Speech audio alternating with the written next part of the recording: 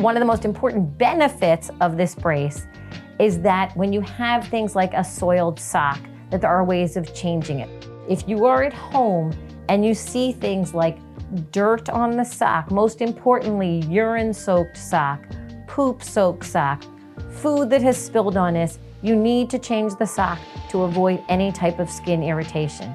And we're gonna show you how to do that. If the kid's in a diaper, you wanna put the diaper under the brace. Do not put the diaper over this part, because then all the urine will actually soak into your sock. So we want to make sure that we affix the diaper in between the patient and the hinge, and we secure the diaper there. And then early on to clean, when you don't want to move anything, you can absolutely undo this waist part. You can then get all in here to clean, and you can do the same thing here for the leg.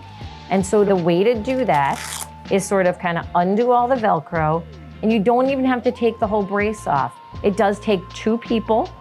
You'll have one person just kind of hold traction, and you're gonna just slide the sock off. You can then dry the skin, and that is so key and one of the big benefits of this brace. You also might want to look at the plastic of the brace to see if this needs to get cleaned as well. You can just use very little water or just maybe some alcohol, but make sure that everything is dry before it gets put back on the patient. So just straightforward rubbing alcohol? Straightforward rubbing alcohol works well. And you just wipe this out, any visible dirt, just make sure you wipe.